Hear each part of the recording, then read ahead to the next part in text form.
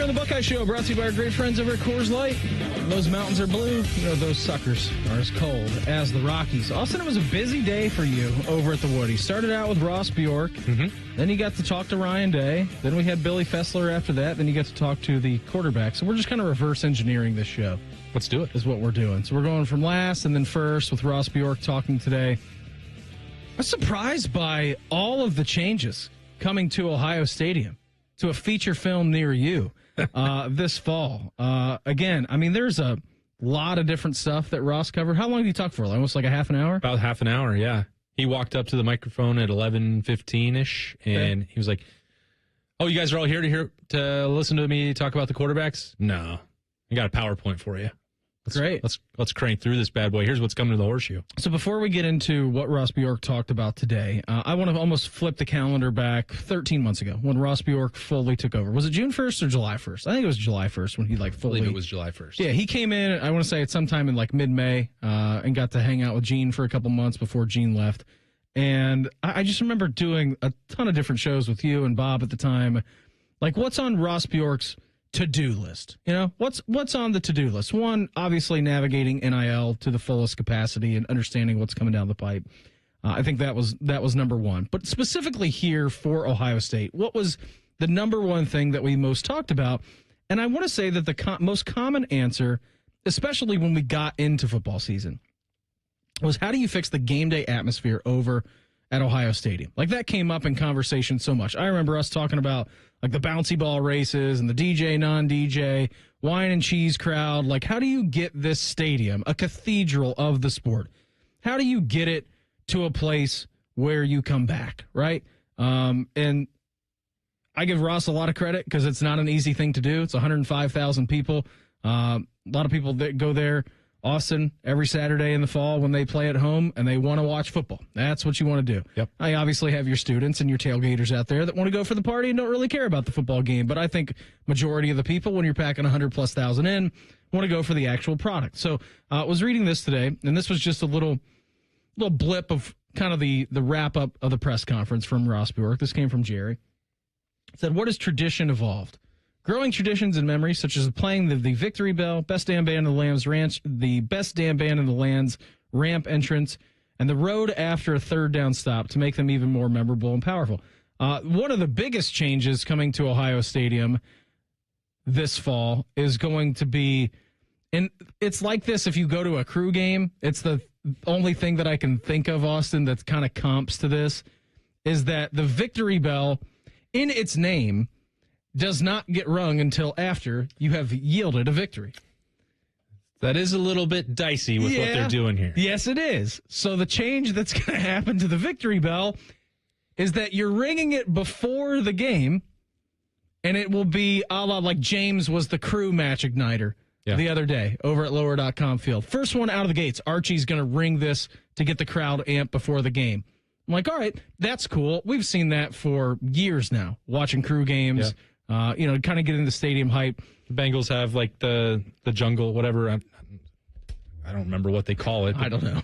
Well, you've got these ruler of the jungle. Yeah, ruler of the jungle. You've got these at other sports, not just at the Crew, but the match igniter is the closest comparison here in town. Yes, considering I can see the Crew smokestack from my desk. Yeah, it's literally right there. So that is also a big change. They do play tonight. Another massive change happening to Ohio Stadium this year is going to be different, that the band will not be located in the south stands. The band is moving to the north stands where the Block O North was, and then Block O North is going back to Block O South, your traditional like full student section. If you've been to a game, you know that whether you're sitting on the east side or the west side, there's one student section over here that's smaller and then the massive south stands. So that is going to be a little bit different, Austin, but I think they moved the band in 2001 because of the renovations. And also, so they're now moving the band back to the north stands with the full student section in the south end. Which is also to prepare for next year where you have the premium hospitality suites that are going to be at the bottom of the south stands where the band has been for the last 24 years. That is correct. They're going to be mic'd up. There's going to be different speakers so that it's maybe easier to hear throughout the Horseshoe. I think the band component is probably the most subtle change compared to everything else that's going on here. This one is also rather massive. As I'm like reading them, I'm like, this is the biggest change. This is the biggest change, because all of them are obviously very different. Hang On Sloopy will not play in its traditional spot to kick off the end of the third quarter into the fourth quarter. Here is what the press release says about Hang On Sloopy. It will still echo through Ohio Stadium. While it has traditionally been a third quarter break moment, this year the band will have flexibility to play it in the second half when the energy and timing feel right. The tradition remains, just with a little more instinct and impact behind it. We know fans care deeply about this moment. So does Ohio State Athletics. This adjustment is about keeping it powerful, memorable, and perfectly timed. Bless the band director or whoever's in charge of playing that at the right time in a tight game.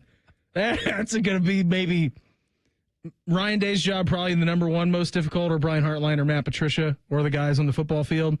Deciding when you play Hang On Sloopy at Ohio Stadium might be like 1A and 1B kind of difficulty ranking. Yeah, two things.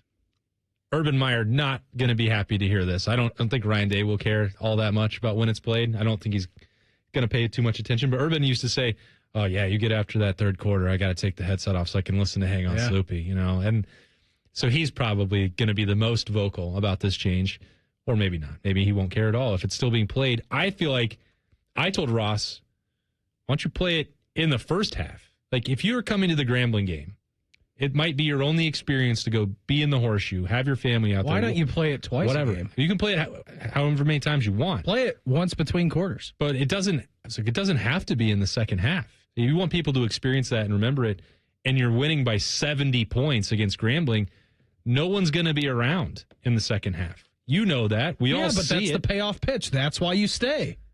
Just for that? Yes. What do you mean just for that? Yes, you stay for that. Also, too, by the way, and Meredith would yell at me about this all the time, when we would go to Ohio State games, we had student tickets. We'd sit up, in the south stands when we would go.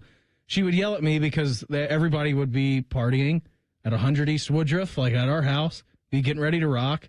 And I think the student stands opened, 2 hours before a game or an hour and a half? I'm like, I want to get there when the gates open. And I'm not leaving until the game is over. Mm-hmm. And there were multiple times where I was there by myself, 5 minutes left before kickoff, and then everybody came in. And there was multiple times where at halftime they're like, all right, let's go back to the house. I'm like, no, I'm not doing it. I paid for these tickets. I'm going to stay for the entire thing. Okay. Well, good for you. Thank you. That's a long day. They didn't used to sell beer in the stadium back then. I'm very aware of that.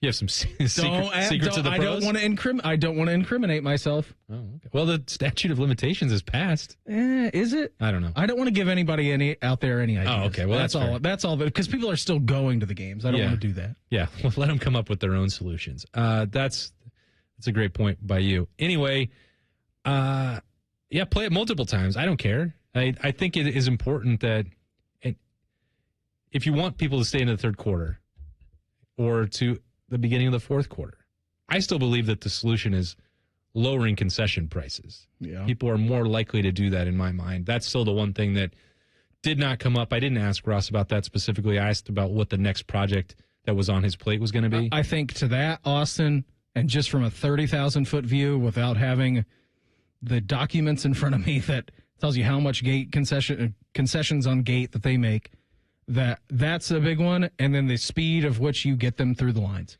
And I know Ross echoed that in his availability today when he was talking about, he's like, I can't make people go to the bathroom faster. Yes. They're working on the technology, though. They are working on the technology. It was a funny little quip out of him.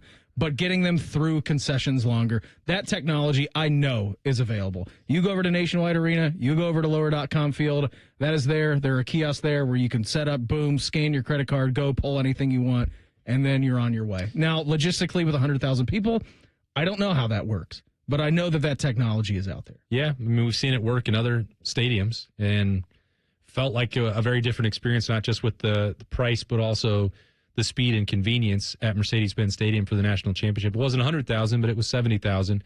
And, again, it wasn't for me. I was in the press box because you may have heard this, but I'm a snob.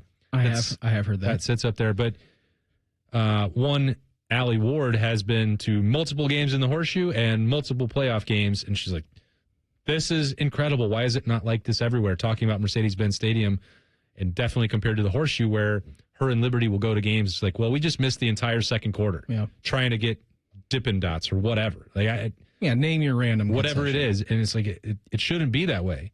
That was echoed, people would say, well, you're not asking about the things that we care about going into the Horseshoe with Ross Bjork. Like, those are what needs to be addressed. Like, Steve Hellwagon specifically talked about concession lines in the bathroom, and it's not something that they're unaware of. One thing with the restrooms, that's a pretty substantial project if you're trying to add more bathrooms in there. And by the way, it still may take some time to use the facilities. That's human nature. But the rest, with just the ease of convenience with concessions and then the prices, which I think is an offshoot of that, there's ways that they've got to be able to do that. And the technology exists. We can rebuild it. You can absolutely do that and make some solutions there. So I know that's what people care about, I think, more than when Hang On Sloopy is played.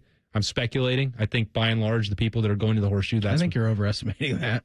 Maybe. I mean, if I'm wrong about that, I'm sure that people will let me know, but they will. Of course. Well, that's the other thing that you mentioned, Beam. Like, Ross Bjork is looking at this, and he's talking about how long they thought about this process and the things that they wanted to change with the game day experience. And you're talking about hundreds of thousands of people. There's no focus group that's going to get that to you perfectly for that level. And if 10% are upset about Hang On Sloopy being moved around to a different time of the game, that's 10,000 people. That's not a small sample size. That's going to be a loud amount. Right? Call it the vocal minority if you want, but that's 10,000 people that are going to be unhappy about that. If you have, you loved Knockerball, and 5,000 people want to see Knockerball. I think everybody can agree that less on-field sponsorship or activations is a good thing. The thing that I was most encouraged by was like the thing that he breezed over the most. Like, we're going to shorten the script and we're not going to have people on the field. I'm like, that's great. Thank you. Those are the 3.5 minutes that zap the energy in the Horseshoe like nobody's business. Yeah. Those things have been absolutely awful. They didn't have those at Oregon, by the way. And everything that happened today, whether he wanted to give the Outson Stadium credit for that or not, that was the game that was the tipping point. That's like, we're not doing this in the Horseshoe. It's got to be done differently. And now they are. And if it's all done perfectly, if you agree with everything, you probably won't. Like, everyone's going to have different opinions on that. But they're trying. They want to improve it. Berm. We go on the trail with him next. It's the Buckeye Show on The Fan.